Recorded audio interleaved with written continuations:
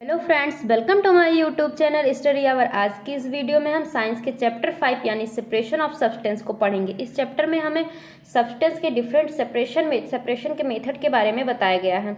Chapter को start करने से पहले हमें कुछ बेसिक इंट्रोडक्शन लेना ज़रूरी है, जैसे कि मिक्सचर क्या होता है और सेपरेशन की प्रोसेस क्या होती है। तो मिक्सचर क्या होता है, आप अपने घरों में देखते होंगे कि आपकी मम्मा राइस को बनाने से पहले उसे बीनती होंगी, उसमें से इम्प्योरिटीज, स्टोन्स, हस्क, इन सारी चीज़ों को निकाल के अलग फेंकती होंगी। तो आपके पास जो राइस था वो कैसे था, वो इम्प्योर था और उसमें इम्प्योरिटीज और राइस का मिक्सचर था, वो मिक्स था। आपने कंकड़ को निकाल के अलग फेंका, उस प्रोसेस को क्या बोलते हैं, सेपरेशन बोलते हैं। आप अपने घरों में भी ऐसे बहुत सारे मौके आते होंगे जब आप सेपरेशन को होते हुए देखते होंगे। जैसे कि टी बनाते हैं, जब आप चाय बनाते हैं तो चाय बनाने के बाद आप उसमें से चाय पत्ती को निकाल के अलग करते, छान के अलग करते, तो ये क्या हो गया, ये सेपरेशन हो गया।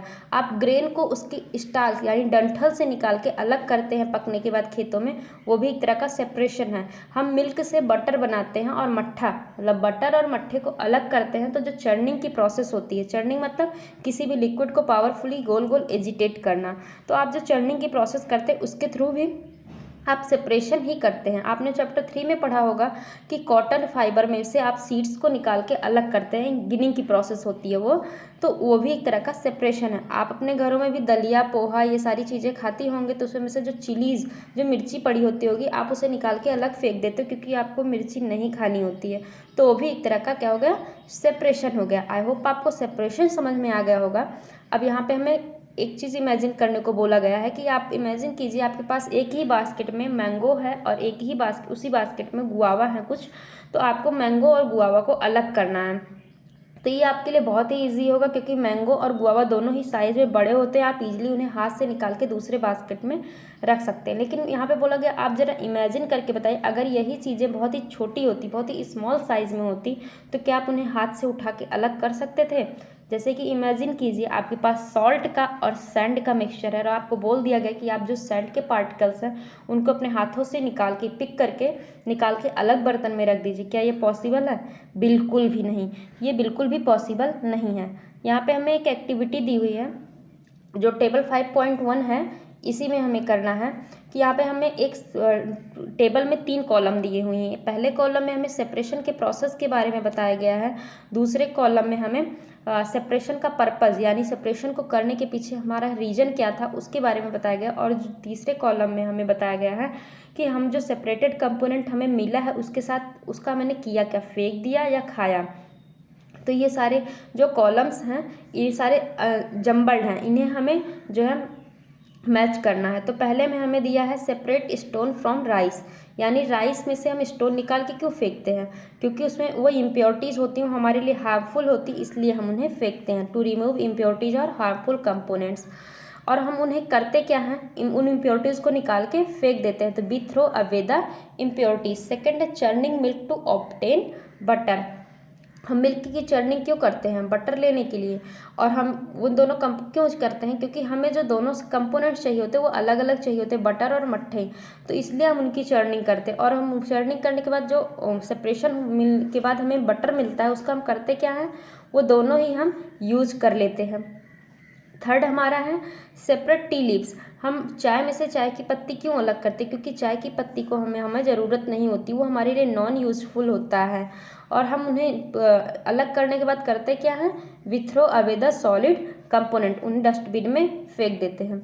इस टेबल से हमें सिर्फ इतना चीज़ें बताई गई हैं कि हमें सेपरेशन की नीड क्यों होती है, हमें सेपरेशन की ज़रूरत ही क्यों पड़ती है। तो हमें सेपरेशन की ज़रूरत सिर्फ 3 रीज़न से पड़ सकती है। एक तो इम्प्योरिटीज़ निकालने के लिए, सेकंड हमें जो नॉन यूजफुल कंपोनेंट है, जो अनवांटेड कंपोनेंट है, उसे निकाल के अलग करने के लिए, थर्ड कि हमें जो है कंपोनेंट जो है वो सेपरेटली यानी अलग अलग चाहिए होंगे इसलिए।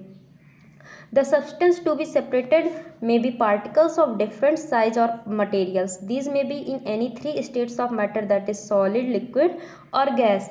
यानी कि जब हम सेपरेशन करते हैं तो ज़रूरी नहीं कि जो हम कंपोनेंट सेपरेट करें वो एक ही साइज़ में हो या एक ही मटेरियल की बनी हो या फिर एक ही स्टेट में हो, यानी सॉलिड भी हो सकती हैं, लिक्विड भी हो सकती है और गैस भी हो सकती हैं। यहाँ पे हमें मेथड ऑफ सेपरेशन के बारे में बताया गया है कि इसलिए हमें जब किसी भी साइज़ में हो सकते हैं, किसी भी मटेरियल की हो सकते हैं और किसी भी स्टेट में हो सकते हैं, तो हम एक मेथड से सारी चीज़ों को सेपरेट नहीं कर सकते, इसलिए हमें डिफरेंट मेथड ऑफ सेपरेशन को पढ़ने की ज़रूरत है। यहाँ पे हमें पहला मेथड हैंड पिकिंग का बताया गया है और इसमें हैंड पिकिंग होती क्या है। हैंड पिकिंग बेसिकली आप घरों में देखते होंगे, आपकी मम्मा राइस को बनाने से पहले, दाल को बनाने से पहले पल्स को उनको बीनती हैं, उसमें से स्टोन को निकालती, थाली में लेती हैं और उनमें से उसको दाल को बीनती, उसमें से स्टोन और जो भी मिट्टी वगैरह होती है आप उसको निकाल के अलग फेंक देती, जैसे कि इस फिगर में दिखाया गया है। तो इस फिगर में दिखाया गया, तो यही सी चीज़ को जो बीनते हैं हम लोग थाली में लेके, उसी को हम हैंड पिकिंग बोलते हैं। यहाँ पे आपको एक एक्टिविटी दी हुई कि आपको एक फ्रूट ग्रेन का पैकेट खरीद के मार्केट से लाना है अपने क्लासरूम में और उसे एक पेपर की सीट पे बिछा देना है। उसके बाद आप देखिए कि अगर आपने बहुत हाई क्वालिटी का पैकेट नहीं खरीदा तो उसके अंदर आपको स्टोन, हस्क और ब्रोकन ग्रेन्स भी दिखेंगे। ब्रोकन ग्रेन्स मतलब टूटे हुए ग्रेन के सारे फुल साइज़ में नहीं होंगे, तो उनको हमें साफ़ करना पड़ेगा, स्टोन को, हस्क को निकाल के अलग करना पड़ेगा। उसको हम कैसे करेंगे, एक बर्तन में ले लेंगे और उसके बाद उसमें से स्टोन्स को निकाल के अलग करेंगे। इससे क्या बोलते हैं इस प्रोसेस को, इसी प्रोसेस को हम हैंड पिकिंग बोलते हैं। हैंड पिकिंग बेसिकली हम व्हीट में, राइस में, पल्स में, इन्हीं सारी चीज़ों में करते हैं। लेकिन हैंड पिकिंग के लिए जो ज़रूरी है वो ये है कि जो हमारी इम्प्योरिटीज़ हो वो बहुत ही कम मात्रा में, बहुत ही कम क्वांटिटी में प्रेजेंट हो। अदरवाइज़ अगर इम्प्योरिटीज़ बहुत ज़्यादा होंगी तो हम उन्हें हाथ से बीन के नहीं निकाल पाएंगे। और दूसरी कि जो इम्प्योरिटीज़ हो उनकी साइज़ थोड़ी बड़ी हो, लार्ज हो, ताकि हम उन्हें हाथ से ईजिली पकड़ सकें। अगर वो बहुत छोटी होंगी, हम उन्हें हाथों से नहीं उठा सकेंगे, तो हम हैंड पिकिंग की मेथड को नहीं अपना सकते हैं। सेकेंड मेथड यहाँ पे हमें थ्रेसिंग का दिया हुआ है। थ्रेसिंग क्या होता है, आप बेसिकली खेतों में देखते होंगे जब आपकी फसल पक जाती है तो हम उन्हें काटने के बाद उनका बंडल बना लेते हैं और उन बंडल को हम फैला देते हैं ताकि वो सूख जाए धूप में। धूप में सूखने के बाद हम उन्हें धूप में हम सुखाते ही क्यों हैं, सुखाते इसलिए ताकि वो उनमें से ग्रेन जो है लगे हैं उनको निकालना, उनको अलग करना, सेपरेट करना थोड़ा इजी हो जाए, इसीलिए हम उनको सिखाते हैं। और अब क्या होता है, जो गेहूं का और धान का स्टाक होता है, जो डंठल होता है, उसमें एक डंठल में कई सारी बालियां होती हैं और एक बाली में ढेर सारे गेहूं होते हैं। तो बेसिकली क्या होता है कि जब हमारा मैंगो का और गुआवा का पेड़ होता है उसमें से तो हम ईजिली मैंगो को और गुआवा को तोड़ लेते हैं, लेकिन गेहूं के पेड़ में से ऐसे गेहूं तोड़ के निकालना इम्पॉसिबल है, क्योंकि एक पेड़ में सैकड़ों गेहूं होते हैं, तो ये तो हम कर नहीं सकते। इसलिए हम यहाँ पे थ्रेसिंग के मेथड को अपनाते हैं। थ्रेसिंग क्या होता है, थ्रेसिंग जैसे यहाँ पे आपको दिखाया गया है कि एक हार्ड सरफेस पे आदमी गेहूं के मतलब जो ग्रेन है उसके डंठल सहित उसको पीट रहा है, मार रहा है उसमें, और जो पीटते हैं तो सूख गया रहता है डंठल, इस वजह से उसमें से ग्रेन जो होते हैं वो निकल के अलग हो जाते हैं, गिर जाते हैं और डंठल उसके हाथ में ही रह जाता है। तो इस प्रोसेस को हम थ्रेसिंग ही बोलते हैं। थ्रेसिंग की प्रोसेस को हम क्यों यूज़ करते हैं, क्योंकि हमें जो स्टार्च से ग्रेन को अलग करने के लिए हम थ्रेसिंग का यूज़ करते हैं। Sometimes threshing is done with the help of bullocks, कभी और machine are also use to thresh large quantity of grain. तो थ्रेसिंग करने के लिए हमारे मशीन भी आती है जिसको हम थ्रेसर बोलते हैं, उसकी हेल्प से भी हम थ्रेसिंग कर सकते हैं, अनाज को उसके डंठल से, ग्रेन को उसके डंठल से अलग कर सकते हैं। थर्ड मेथड है हमारा बिनोइंग का। बिनोइंग हमारा बेसिकली होता क्या है, यहाँ पे एक्टिविटी दी हुई है, कोई मतलब नहीं है, आप बिनोइंग को समझिए कि बिनोइंग होता क्या है। बिनोइंग जैसे आपने बिनोइंग हम वहाँ पे लगा सकते हैं जहाँ पे एक कंपोनेंट लाइटर हो वेट में, दूसरा हैवियर हो। तो विनोइंग के लिए हमें क्या करना होता है, आप एक हाइट पे खड़े हो जाते हो, ऊंचाई पे, और अपने हाथ में जिस मटेरियल को आपको सेपरेट करना है उसको आप ले लेते हो और अपने शोल्डर मतलब कंधे की ऊंचाई तक लेके जाते हो और वहाँ से हल्का सा टेढ़ा करके आप धीरे धीरे उस ग्रेन को गिराते हैं। तो क्या होता है, ग्रेन जो होता है वो हमारा बहुत भारी होता है और जो उसमें भूसा वगैरह होता है, हस्क होता है, वो बहुत ही लाइटर होता है वेट में।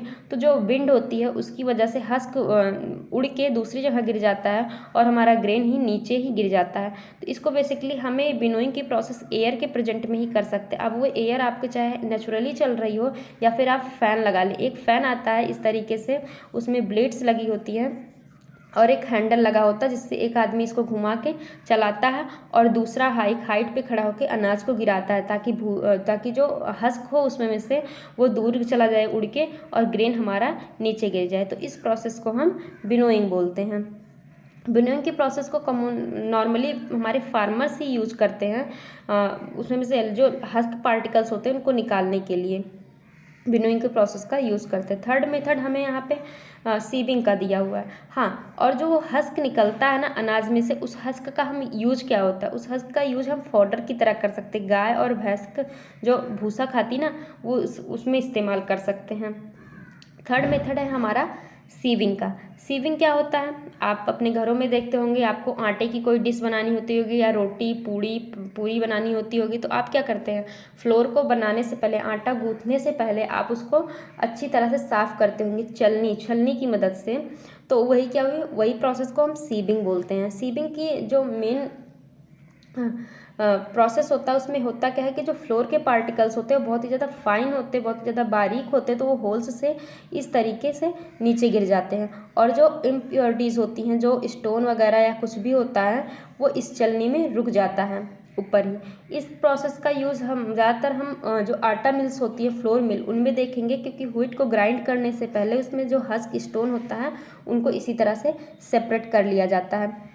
हम सीविंग की प्रोसेस कब करते हैं, जब विनोइंग और थ्रेसिंग के बाद भी उसमें से कुछ हस्क या स्टोन रह जाता है, हम उन्हें साफ़ करने के लिए करते हैं। सबसे ज़्यादा हमारा जो भूसा होता है, जो स्टाक होता है, वो थ्रेसिंग के प्रोसेस के थ्रू ख़त्म होता है। उसके बाद जो बचता है उसे हम विनोइंग के थ्रू साफ़ करते हैं, और उसके बाद भी अगर बचा है तो यहाँ पर हम सीविंग का प्रोसेस लगाते हैं। आपने ऐसे बहुत सारे कंस्ट्रक्शन साइट्स पे जहाँ बिल्डिंग वगैरह बनती हैं, आपने देखा होगा कि इस तरह से बालू को, यानी मोरंग में भी जो स्टोन्स वगैरह होते पेबल्स होते हैं, उन्हें हम क्या करते हैं, इस तरह से छलनी की मदद से चाल लेते हैं, और जो मोरंग या बालू होती है वो बहुत ही फाइन होती है, तो वो नीचे गिर जाती है, और जो कंकड़ पत्थर वगैरह रहते हैं उसी छलनी में रुक जाते हैं।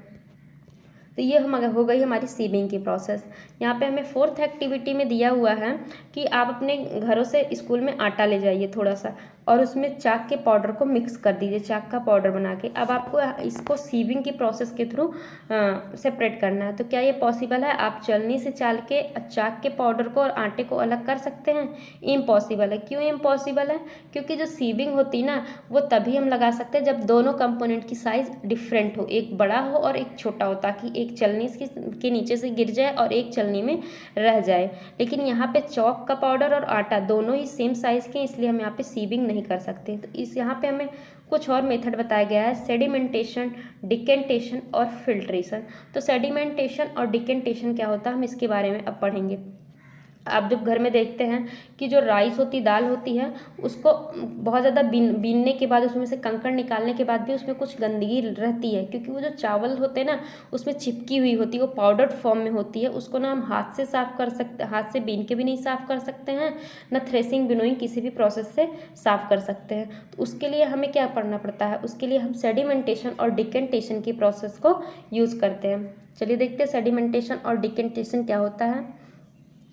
Rice or pulses usually washed before cooking. When you add water, these impurities like dust particle, आप राइस या पल्स को बनाने से पहले उसे साफ़ करते हैं, उसे धुलते हैं, वाटर उसमें ऐड करके उसे धुलते हैं पानी से। These impurities go into water. तो जब हम इनमें पानी डालते हैं, जब बर्तन में लेते हैं चावल को और चावल में हम पानी डालते हैं, तो जो इम्प्योरिटीज़ होती है, जो पाउडर्ड फॉर्म में होती है, वो पानी में मिल जाती हैं, घुल जाती हैं, और जो हमारे चावल के पार्टिकल्स होते हैं, जो चावल हमारा होता है, वो बर्तन के तले में बैठ जाता है और वाटर इम्प्योरिटीज़ में मिलके ऊपर आ जाता है। तो जो चावल हमारा नीचे बैठ जाता है, सेटल हो जाता है नीचे पानी में, उस प्रोसेस को हम क्या बोलते हैं, सेडिमेंटेशन।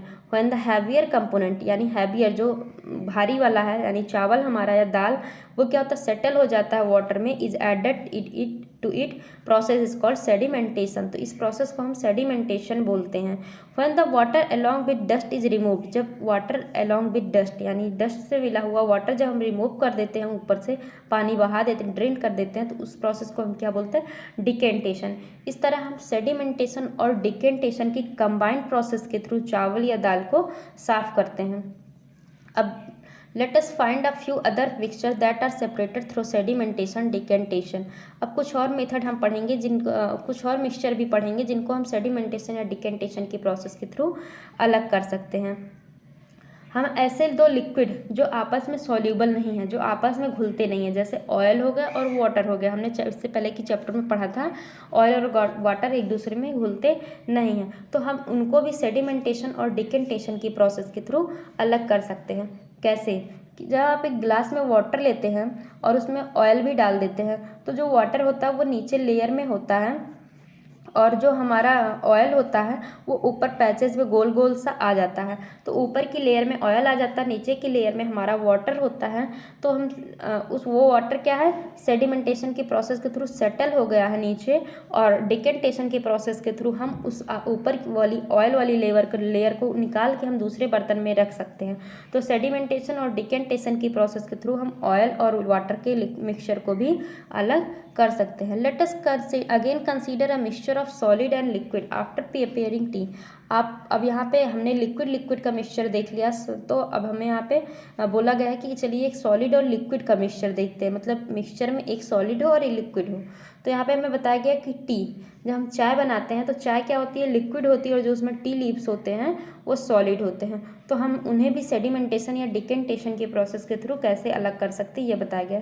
नॉर्मली हम घरों में ये मेथड नहीं यूज़ करते, यहाँ पे आपको सिर्फ समझाने के पर्सपेक्टिव से ये बताया गया है, वरना हम डायरेक्टली इस चाय को स्ट्रेनर की हेल्प से छान के अलग कर लेते हैं।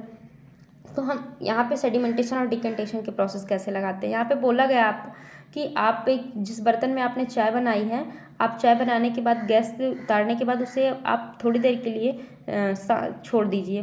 जब आप छोड़ देंगे तो उसमें क्या होगा कि जो चाय की पत्ती होगी वो नीचे बैठ जाएगी, टी लीव्स, और हमारी चाय ऊपर आराम से अलग से आ जाएगी। आप उस चाय को अलग बर्तन में निकाल लीजिए और नीचे हमारी चाय पत्ती बच जाएगी। लेकिन फिर भी जो हमारी चाय होगी ना, वो इस प्रोसेस से पूरी तरह से साफ़ नहीं होगी, हमें उसका फिल्ट्रेशन करना ही पड़ेगा स्ट्रेनर की हेल्प से। फिल्ट्रेशन कैसे करते हैं? स्ट्रेनर की हेल्प से।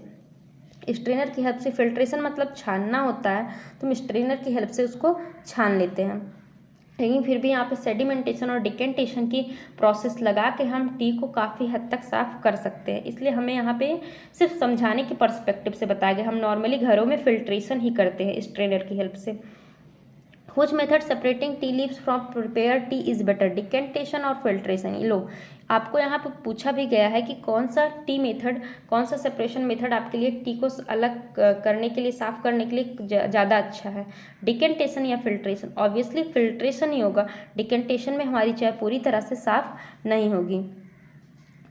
यहाँ पे हमें बोला गया है let us now consider the example of water that B use. Water का एग्जाम्पल लेते हैं। आपको एक मडी वाटर लेना है। अगर आपको मडी वाटर नहीं अवेलेबल है तो आप वाटर में गंदगी, धूल, मिट्टी लेके मिला लीजिए और उसे मडी बना लीजिए। आपको उसको कलेक्ट करना है, लेट इट स्टैंड। आपको एक गिलास में उस मडी वाटर को रख देना है और आपको आधे घंटे के लिए छोड़ देना है।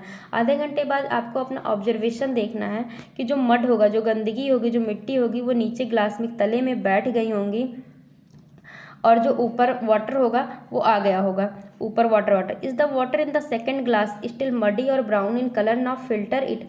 आपको उस जो वाटर है, मडी वाटर ना ऊपर आ गया, आप उसको निकाल के दूसरे ग्लास में रख लीजिए और दूसरे ग्लास में अब जो वाटर आपने रखा है उसको भी देखिए क्या वो भी मडी है, गंदा है या ब्राउन है। Now filter it, did the T strainer एक वर्क। अब जो आपके पास सेकेंड ग्लास में वाटर है ना, वो भी मडी ही होगा, वो पूरी तरह से साफ़ नहीं हुआ होगा। तो यहाँ पे बोला गया आप उसे स्ट्रेनर की हेल्प से साफ़ कीजिए। क्या वो साफ़ होगा?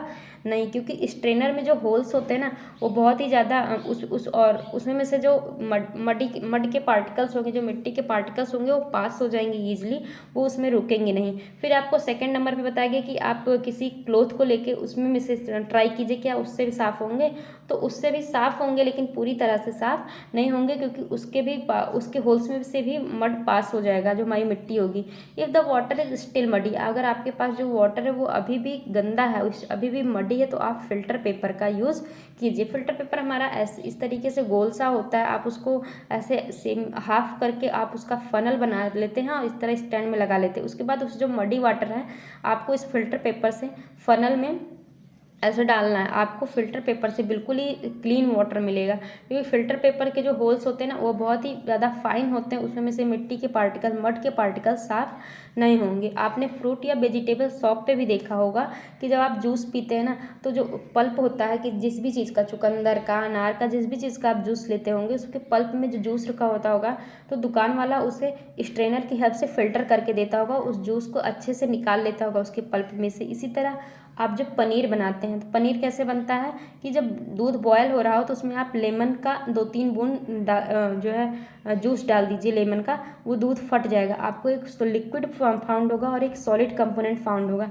आप उस सॉलिड कंपोनेंट को अच्छे से कपड़े में दबा के आप उसके जो वाटर होगा, जो लिक्विड होगा, उसको निकाल के छान के अलग कर सकते हैं। तो इस तरह ये हो गया हमारा